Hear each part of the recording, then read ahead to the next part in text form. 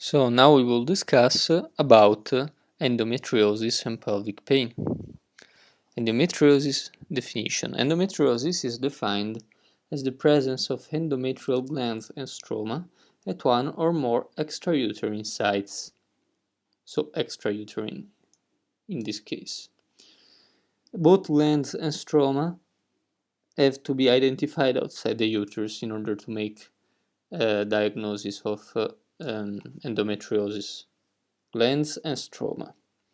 Any location in the pelvis can accommodate endometrial tissue. However, the most common locations are fallopian tubes, ovaries, sigmoid colon or cecum or small bowel, uterosacral ligaments, bladder and peritoneum, generally associated with pelvic pain. Most characteristic symptom of endometriosis: dysmenorrhea, pain during menstruation, dyspareunia, pain while having sexual intercourse, and infertility. Epidemiology. Accurate epidemiological data is not available because actually one to actually diagnose endometriosis, we should see them making surgery on the patient. However, the prevalence is of 10–15% of women in reproductive age. 33% of women undergoing explorative laparoscopy for pelvic pain will be diagnosed with endometriosis, and more or less 38% of infertile women discovered to suffer from endometriosis. So we see it's quite a common condition. Whenever a patient has a positive family history, the risk increases by 10 times. So there is also a genetic component. So, quite frequent condition. There are 176 million people, million women affected worldwide, 14 million in Europe, and 3 million in Italy. What are the locations? Well, as said, it can develop on any tissue within the abdominal cavity, but the most accredited theory states that the shedding of the endometrial tissue occurs during menstruation, with migration of endometrial tissue towards the fallopian tubes and release within the abdominal cavity. The implantation can have a variety of sites, and it can also have a variety of different morphologies, such as nodular, cystic, papillary, etc. So, variety of sites of implantation and variety of morphologies. Overall classification. Overall, endometriosis can be classified as peritoneal endometriosis, ovarian endometriosis, or deep infiltrating endometriosis, whenever it invades the bladder or other pelvic organs. So peritoneal, ovarian, or deep infiltrating. And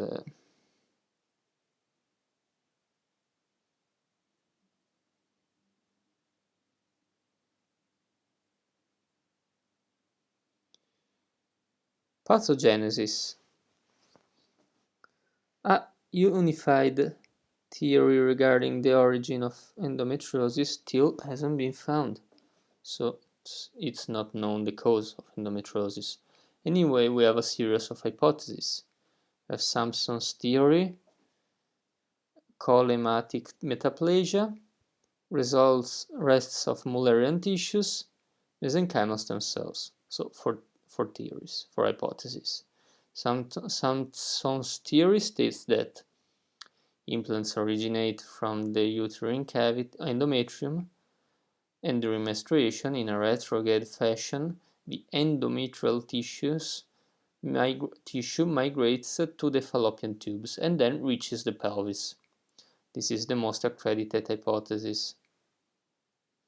The coelomatic metaplasia hypothesis states that implants arise from tissues older than the uterus, so directly in the peritoneum, and in time this will undergo metaplasia and will eventually resemble endometrial tissue. Another hypothesis is states that there are rests of Mullerian tissues from embryological components that develop into endometrial tissue later in life. And then the fourth hypothesis takes into account the mesenchymal stem cells. It proposes the differentiation of endometrial tissue from mesenchymal stem cells that are actually progenitors of such tissues. So, we have identified anyway some genetic susceptibilities. As we said, if there is positive family history, the risk increases by 10 times. Some inciting factors, but we are still unable to understand, to see a complete picture of the pathogenesis. However, what we're able to say is that in specific individuals with inherited or acquired endometrial or peritoneal epithelium properties, and with a potential deficit in immunological clearance, there can be an increased risk of persistence and proliferation of endometrial cells. There is then the attachment of peritoneal mesothelial cells and the development of neoangiogenesis. All of these factors can lead to implantation and development of endometriosis. This explains why there are 90% of women that suffer from retrograde menstruation, but only 10% of them will develop endometriosis.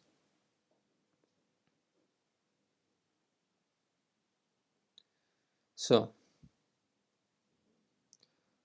assuming Sampson's theory is correct, so the retrograde movement of endometrial tissue to fallopian tubes and uterine and peritoneal cavity, following retrograde menstruation, there will be the shedding of endometrial cells within the peritoneal cavity. There will be an increased BCL2 expression and decreased apoptosis, leading to enhanced survival of endometrial cells. With adhesion molecules, they will mediate attachment to the peritoneum and will start to implant and invade tissues via upregulation of matrix metalloproteinases. These implants will then grow and will respond to levels of hormones during regular monthly cycles, exactly in the same way as the normal uterine endometrium responds. This will cause bleeding within the peritoneal cavity, pelvic pain, and an environment of chronic inflammation. So, as said, we have this retrograde flow of endometrial tissue. It goes to the endometrial cavity. BCL2 expression leads to reduced apoptosis and survival, adhesion to peritoneum and implantation and invasion, and during the menstrual cycle there is growth, bleeding, and pelvic pain because it responds to the same stimuli as the normal endometrial tissue. A very important role is also played by macrophages that are dysfunctional and therefore are not capable of efficiently clearing the peritoneum from the implants. Chronic inflammation is responsible for development of peritoneal fibrosis, an impaired reproductive function, together with increased proliferation of dendritic cells and macrophages, leading to autoregulatory feedback loops that ensure further accumulation of immune cells, cytokines, chemokines, and growth factors. So it's a vicious cycle. So we have many cytokines involved. The main ones are TNF-alpha, IL-2, matrix metalloproteinase 3, which are responsible for growth and neoangiogenesis. Which are the molecular hallmarks? Well, we have estrogen dependence, because this disease is strongly estrogen dependent, and that's why it only occurs um, only in females of reproductive age, and generally they are cured after menopause because the implants undergo atrophy. We have also progesterone resistance, predisposing genetic factors, and inflammation. So we mainly categorize endometriosis as an inflammatory disease due to strong association with other immunologic diseases such as autoimmune disorders, celiac disease, and non-Hodgkin lymphomas. This inflammatory component is characterized by impaired natural killer cell function, compromised macrophage phagocytic function, and a possible concordance with autoimmune diseases. Inflammation is actually also the cause of pain. Endometriosis implants have high neotropism and are also capable of inducing degranulation of mast cells. Mast cells play an extremely important role in the pathogenesis of chronic pain, and they release mediators that are capable of increasing the neuronal excitability and contribute directly to the development of chronic neuropathic pain, which is the hallmark of the disease. So, the molecular hallmarks are, repeat, estrogen dependence, only occurs in reproductive age, progesterone resistance, predisposing genetic factors, and inflammation, which is the origin of pain. How is this pain? Well, we have many different kinds of pain associated to endometriosis. We have acute pain, which develops whenever there is compression or increased pressure of the fibrotic nodules on pelvic structures like ureters, vagina, sigma rectum, uterosacral ligaments, and ovaries. Typical example is dyspareunia, which is pain during sexual intercourse, which is acute and well localized, and it's mainly related to traction and compression of the nodules on the peritoneum or uterosacral ligaments and decreased mobility of all structures. We have also chronic pain, which is neuropathic pain due to compression of nerves by fibrotic nodules or due to direct lesion of nerve terminals. We have visceral pain, which is mainly develops whenever there is concomitant organ dysfunction involving mostly the bladder and the urethra, generally poor localized and frequently associated with nausea and vomiting. We have psychological pain due to the fear of pain, mainly due to fear of pain resulting in an increased tone hypertonic of the pelvic floor muscles, leading in some instances to trauma of the vestibular mucosa and of the urethral meatus, mainly during sexual intercourse. There is also another very important component to pain in endometriosis, which is the development of a specific area in our limbic system that tends to create some kind of memory of the pelvic pain associated to the disease. And also, there is a level of crosstalk between the various organs that send their inputs to the CNS via the dorsal route, creating a strong pain memory. Therefore, many women will complain of pelvic pain also following surgery and removal of all the endometriosis lesions. New modulatory techniques are being ideated in order to try to decrease pain sensation, especially related to memory of chronic pain.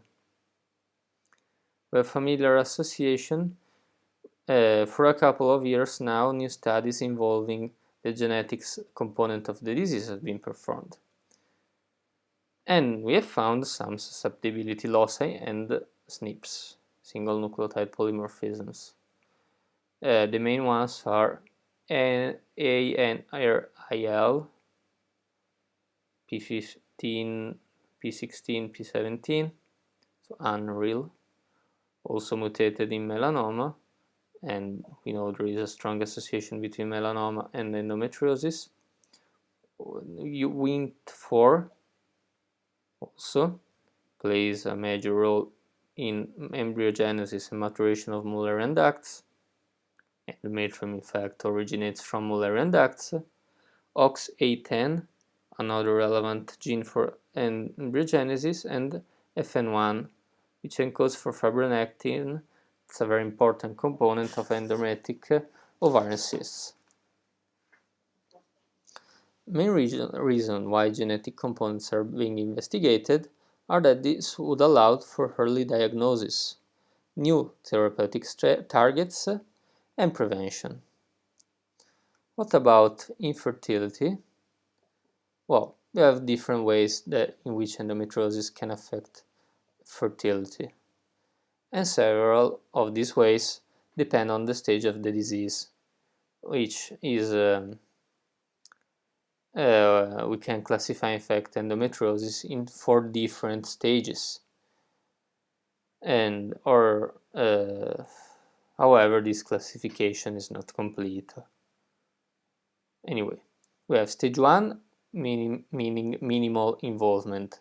Stage 2 is mild, stage 3 is moderate, and stage 4 is severe. The first 2 stages, 1 and 2, are not characterized by development of ovarian cysts, but simply implantations of few adhesions between adnexa.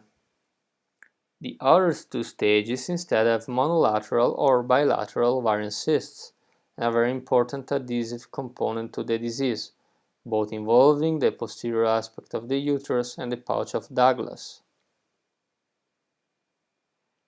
In stages 1 and 2 of endometriosis, the inflammatory disease affects ovarian, endometrial, and tubal function, leading to infertility due to formation of an adverse biological milieu with overproduction of prostaglandins, matrix metalloproteins, proteinases, and increased recruitment rate of macrophages and lymphocytes responsible for inhibition of sperm and ciliary function. Also, the ectopic endometrium is progesterone resistant, further exacerbating the reduced fertility.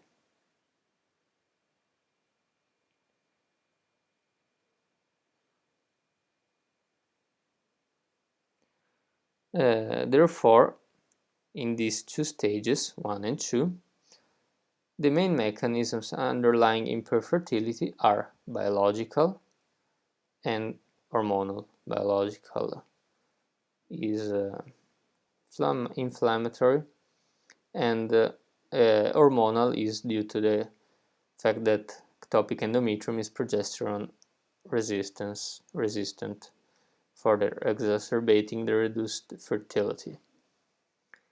In stages 3 and 4, the mechanisms are more and more complex, with a more prominent mechanical component too. So we have still the same mechanisms described in stage 1 and 2, so biological and hormonal, which play a role, together with impaired ovulation due to ovarian nodules and cysts, early oocyte depletion due to prior ovarian surgery for removal of endometriotic nodules and important pelvic adhesions, and inability of sperm to reach the oocytes and alter tubal function. So we have also other factors: impaired ovulation, early oocyte depletion, important pelvic adhesions, and inability of sperm to reach oocytes. Damage to the ovaries can arise also for other 2 very important causes. Whenever patients are found to have ovarian endometriosis cysts, they require surgery and removal of the cysts. and this can to some extent cause damage to the ovarian stroma. Second, the presence of endometrioma causes damage to the ovary regardless of the size of the cysts.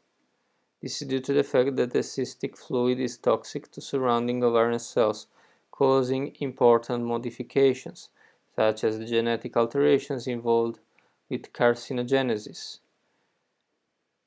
The toxic components lead to reduced follicular density, reduced follicular maturation, and increased oxidation of follicular cells. So we said damage can arise for two very important causes. So one is the surgery itself. The second is the cystic fluid, which is toxic to surrounding ovarian cells. Therefore, whenever a patient is diagnosed with ovarian endometrioma, the gynecologist has to weigh the pros and cons of performing surgery, with the risk of causing infertility, as we saw, or leave the cyst in place, with all the possible consequences of the damage to the ovary. So we can say that 30% of females with endometriosis will develop infertility, and 2.4% of females with endometriosis will develop premature ovarian failure. Therefore, for these causes, different mechanisms for preservation of fertility can be proposed to women suffering from endometriosis. For example, cryopreservation can be performed. Women in this case are stimulated with hormones in order to increase the number of maturating follicles, and then these are aspirated via a specific machine, ultrasound guided, and are frozen and kept in the hospital bank. Okay.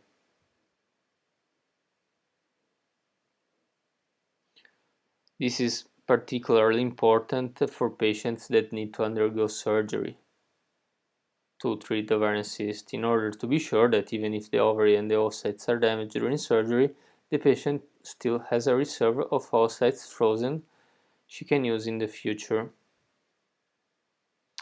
How do we diagnose endometriosis? Well, this is mainly done via symptoms: chronic pelvic pain, as said, dysmenorrhea, dyspareunia, gynecological examination,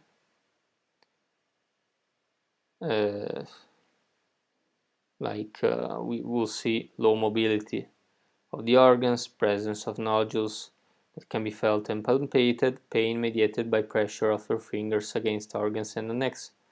And also we can use transvaginal ultrasound, which is the gold standard for diagnosis, because nodules and cysts have a typical aspect that can be easily distinguished.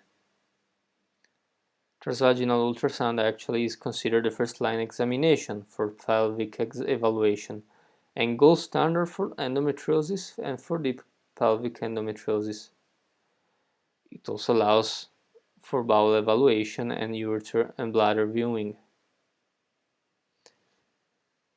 And the disease requires a multidisciplinary approach.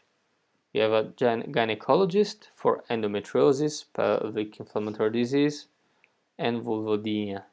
We have a neurologist for involvement of bladder and interstitial cystitis, GI surgeon for bowel involvement or irritable bowel syndrome, and neurophysiologist for the neural involvement and neuropathies.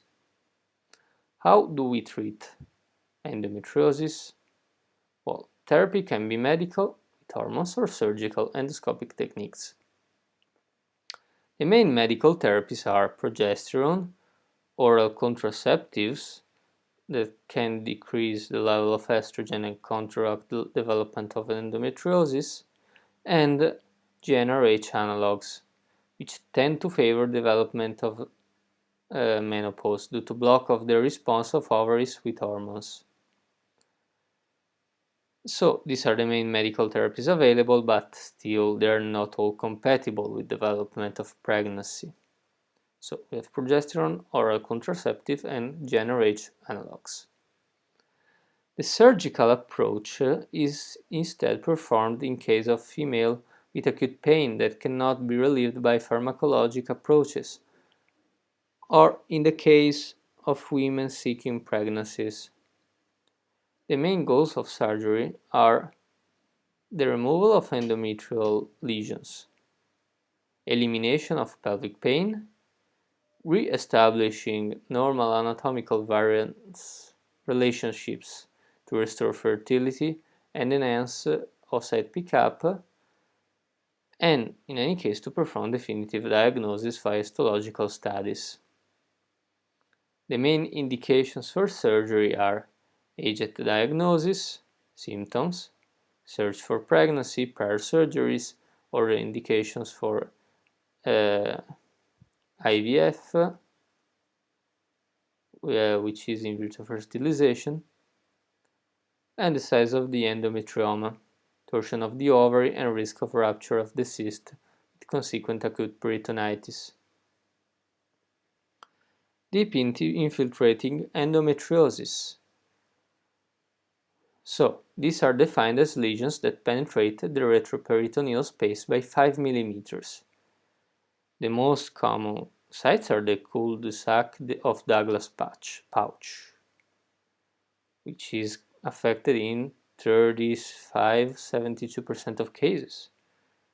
We have the left, also left and right broad ligaments, 25–50% of cases.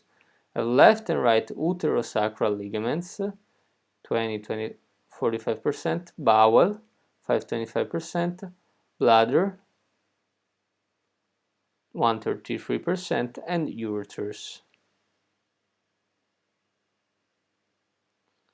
These last three are the most are at risk, mainly due to high risk of stenosis of these organs, the bowel, bladder, and ureters. Most frequent organ involved in the urinary tract is the bladder, with endometriosis being more frequently extrinsic and then invading the muscles and mucosa. Ureters can also be involved. Okay, finish.